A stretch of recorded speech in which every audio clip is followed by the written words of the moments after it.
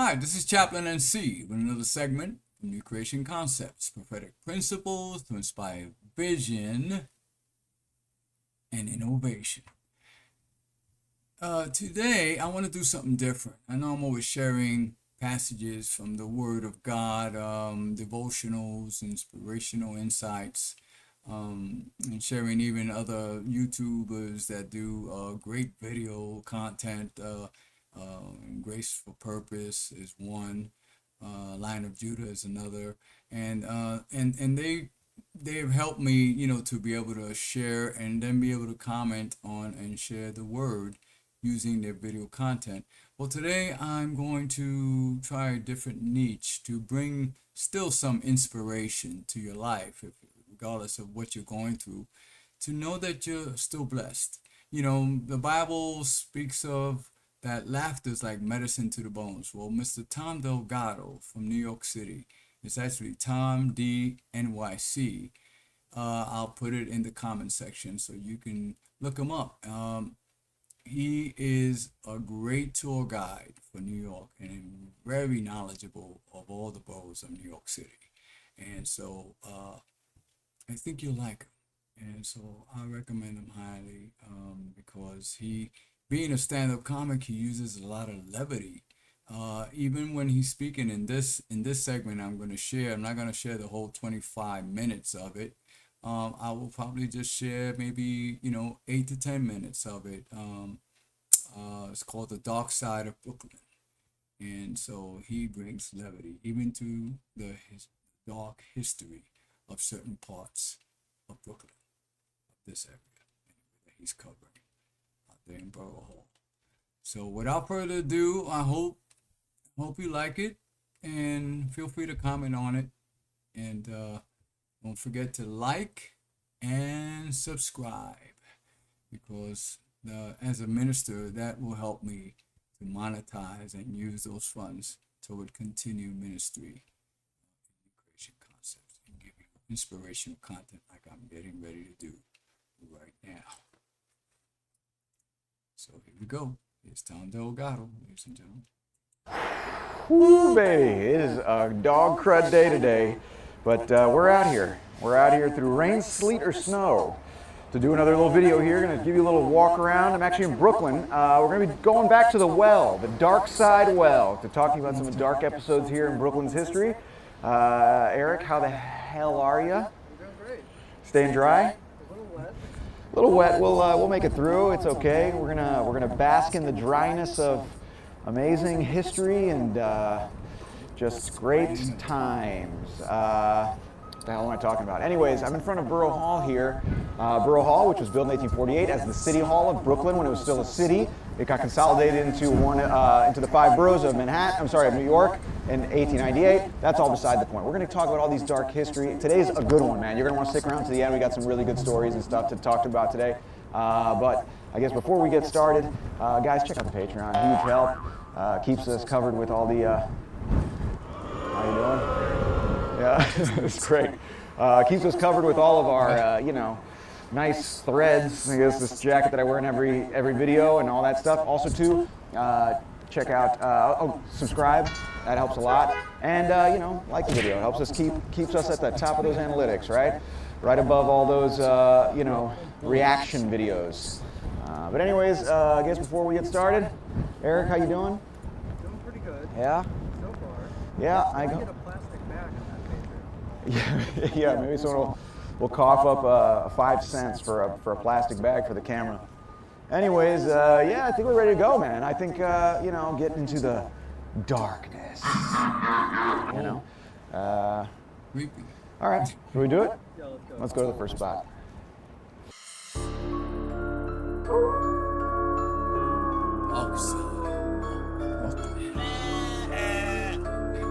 All right, so we are here at our first stop. We're actually at Empire Boulevard and Flatbush Avenue right here at the corner of Prospect Park next to the Botanical Gardens. Very nice. You should check it out. And you may be noticing that it's sunny now and kind of nice. And it's not because I filmed this on a different day than the rest of it. Right, Eric? Right. Yeah, it's, but I am still wearing the same things. It's like almost 70 degrees out and I'm wearing a coat. For continuity. This is all for you, you freaks. You better enjoy it. Anyways, this is the first spot, looking like and a I came here because this is the site of actually the deadliest subway disaster in subway history, actually. Pretty dark, all right? Anyways, it happened on November 1st, 1918. Around 6:42 p.m., people were leaving work. What happened was the train operated by the BRT, the Brooklyn Rapid Transit, left around Park Row in Lower Manhattan to come down here. It was driven by a guy named Anthony Luciano. He actually went by Billy Lewis. He changed his name, and he was 25 years old driving the train, and he actually had only had 2 hours of subway classroom instruction, never had actually driven one, and the reason he was driving was because there was actually a strike. And the BRT was a private company and they wanted that money, baby, so they had to keep it going. Anyways, the guy was 25 years old, 2 hours of classroom instruction. The guy shouldn't have, he was driving the subway. He had no business, you know, driving a Segway or a shopping cart at Fairway. No, where you Sorry, that's a stretch. Anyways, you get it. He had no business, right? So he's taking the subway, he's driving it down here where you can actually still see the track, and he actually derailed and hit an abutment that's still actually around here. The shuttle actually uses this now, and it turns around here. And he killed 100 people, like 250 people injured. The train cars were made of wood at the time, so there's wood shards everywhere, people hitting their heads. Just a total, absolute disaster. The train cars were completely destroyed. 25 years old, man. This kid was driving the subway. I mean, he was probably, you know, smoking doobies and listening to Doja Cat or something. And this was the subway stop was actually called the Malbone Street subway stop. They actually changed it to Empire Boulevard to get rid of that Malbone, I guess, stigma. There's actually still a little sliver here named Malbone Street. But this was in 1918, too. This was actually during the Spanish flu epidemic, and he actually lost a second daughter to the Spanish flu that week, man. This guy was having a bad week. So he came and he actually had this accident in the midst of all of that. At the time, there was this Public Services Commission that kind of oversaw the subways and stuff for the state. And the following week, there was an election that Tuesday, and the incumbent lost for governor based on Al Smith's criticism based on this, disaster. Al Smith went on to help build, after his career in politics, the Empire State Building. Yeah, that's right, the Empire State Building, pretty cool. Work up there. You guys may know, yeah, big fans of the Empire State Building. Yeah, I don't know if you guys know the Empire State Building. It's that building that was built in 1931 to be used later in Sleepless in Seattle. That was the whole purpose of building it. Remember that movie? Well, you can see the little trains going by here. So after the accident, Luciano was actually indicted for manslaughter along with 5 other people. They actually moved the case out to Long Island because obviously people were pretty upset here. You didn't know you'd get a fair trial. You know how mad people get when there's like a 20-minute delay? Imagine how mad they'd get when they're dead or killed. So they moved it out to Long Island. He's actually acquitted, but he leaves New York and he moves out to Arizona. And the story he always told his grandkids and stuck with. He actually changed his name back to Luciano, trying to just get away from all of it. Rather than Billy Lewis, and he actually told his family they didn't even know he was a train conductor at all, ever. He told them he was an architect in New York, an architect of death. Right, Eric? Right. Anyways, makes sense, I guess, too. You don't really want to tell your kids about all that stuff, so you're going to sit your kids down and be like, oh, hey, kids, did I ever tell you the story about how I killed 100 people on the subway? Gather around. Let me tell it to you while we eat our, Dunkaroos or something. Anyways, this all happened here. In fact, in the aftermath, the City Transit Commission was started in 1921, which eventually led to the opening of the IND Railway for the city 10 years later. And that was kind of the beginning of the actual the public version of the subway, and actually pulling the private lines into the public service of mass transit, which is kind of interesting. But it all happened right here next to the Botanical Garden at the corner of Empire and Flatbush at what was before Malbone Street. What do you think of that story, Eric? Terrific. Pretty good, huh? Carnage and terrible. So now we have to leave this spot and go to the next spot and also go back to terrible weather. How does that sound? We're going to travel in time Not good. and meteorology. Well, anyways, I'm going to do it. All right. See you guys at the next spot. No, don't do them signs. No, don't do All right, so we're at our next stop, which is 340 Dean Street. This building is actually new, but this is the location of what used to be another building, obviously. And it was where in 1952, the world's most notorious bank robber was apprehended. His name was Willie Sutton. He was arrested right here because this is where he was living and hiding out. In case you don't know, he was like the Babe Ruth of bank robberies, which back then was like the Michael Jordan of compliments. Anyways, he was apprehended right here. So he grew up in Brooklyn. He actually grew up in Irishtown. He actually dropped out of school before he got to high school. He was stealing from his teachers. He was that like antsy to steal, and he became a prolific bank robber. They called him Willie the Actor because he was so good at disguising himself. They called him Slick Willie. Very, very good at what he did. In fact, he robbed, they say, 100 banks and made off with more than $2 million. He was in and out of prison. He actually escaped federal maximum security prison 3 times. And this is kind of interesting. He actually attempted it once and bailed and aborted last second. But it was actually on the Antiques Roadshow, the plaster cast he made of his own face. They actually were like brought, someone had the plaster cast of Willie Sutton.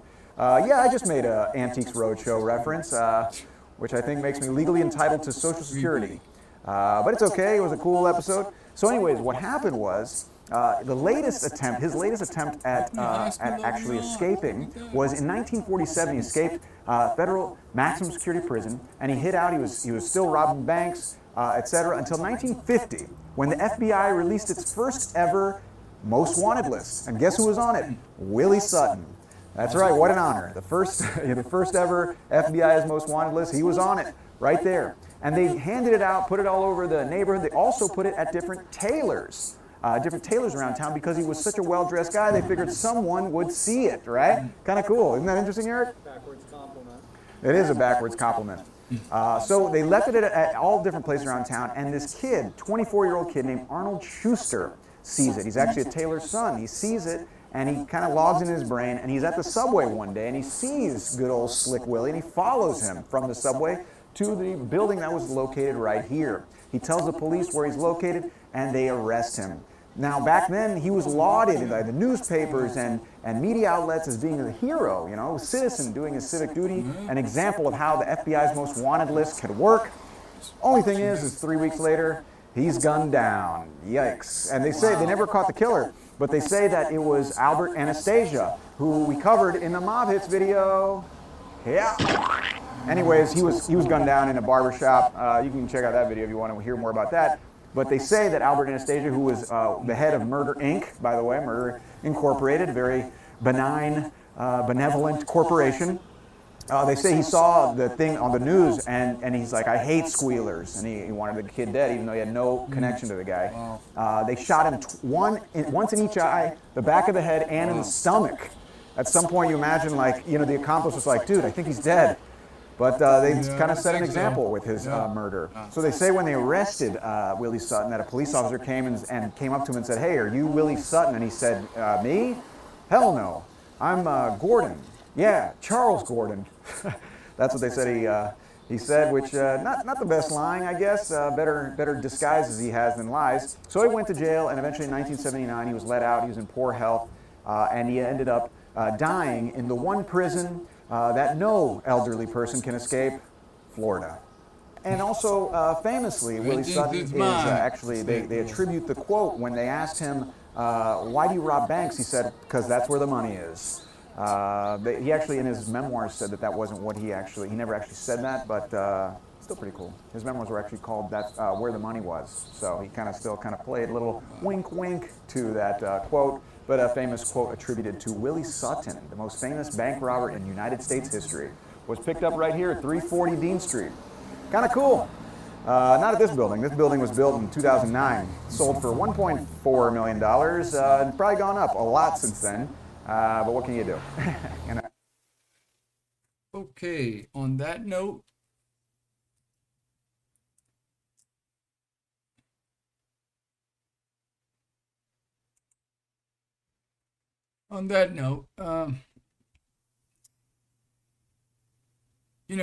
that leads me to actually share something about my own life. My father, his last name was Cotto, and he never gave me his last name because when my mother asked them to go to the hospital because they had given me his mother's last name, because Puerto Rico, they use the first name is the paternal, and then the second name is maternal. So we use both names in the island of Puerto Rico. I don't know if they do that in other areas up in the Caribbean, but so his name was Secundino Cotto, which was his paternal name. Colon, which was his mother's last name, maiden name. So they gave me Nelson Colon. And so when my mother brought it up to his attention, he said, "Oh, I'm not going to change it." And she was like, "Why not?" And I said, "Oh, he's better off." And the reason why he said that, and he never changed it. So I grew up, under his mother's maiden name. And I supposed to have been Nelson Cotto. And he, he thought that he didn't want his family's name was infamous in Puerto Rico. Actually, there's an outlaw, the legendary outlaw from Puerto Rico was Correa Cotto or Correa Cotto. And if you get my book, it's in my book, Transition. I actually wrote in one of the last chapters and shared about Corto. Let me see if I can pull up the pictures here.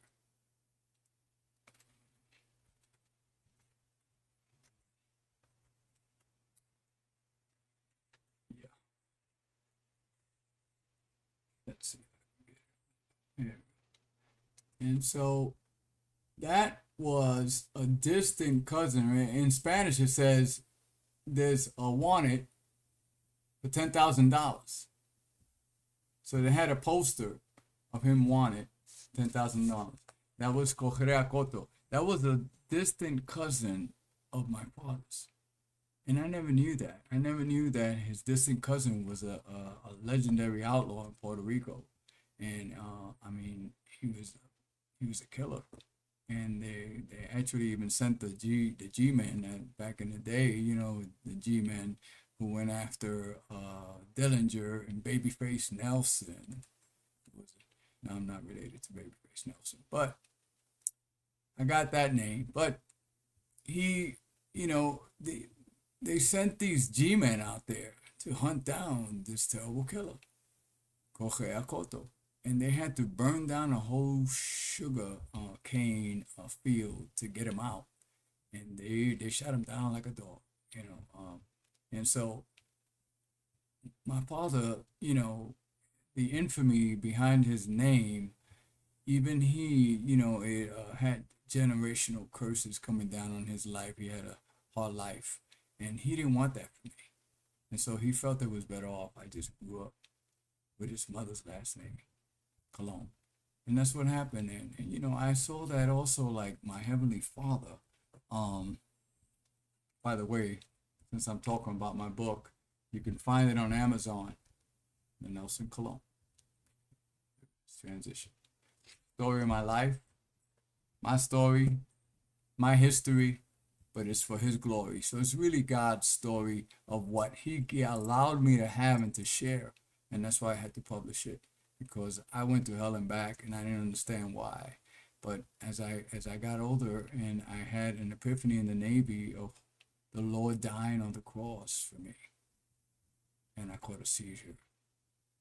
And the vision was so real that they found me flopping like a fish out of water in the dirt, and I had to get a medical discharge. I tried out for the SEALs, didn't make it. I was trying out for this other special force kind of anti-submarine warfare, as working on the P3s, on the computers on the P3s of the sonar that would detect the submarines in the water. And I never got to finish because I caught a seizure. And they say, well, maybe something in working on the circuits, blinking of the lights may have triggered something in my brain. But to this day, I'm still trying to fight for my benefits. and they never did give it to me because they said it was some pre-existing condition. But anyhow, God knows why.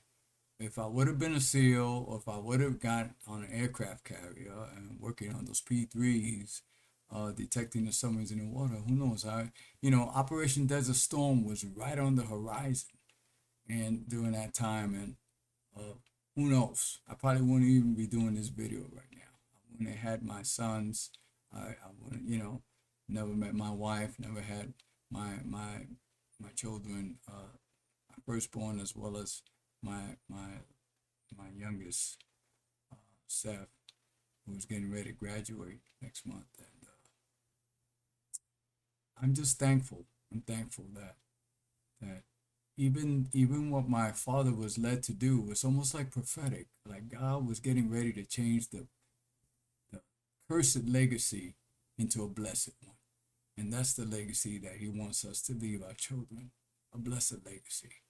So when you're seeking God and you're allowing yourself to have a relationship with the living God, you not only receive the blessings of the Lord in your life, but it trickles down. It goes to the next generation, up to 4 generations. It says your children will be blessed.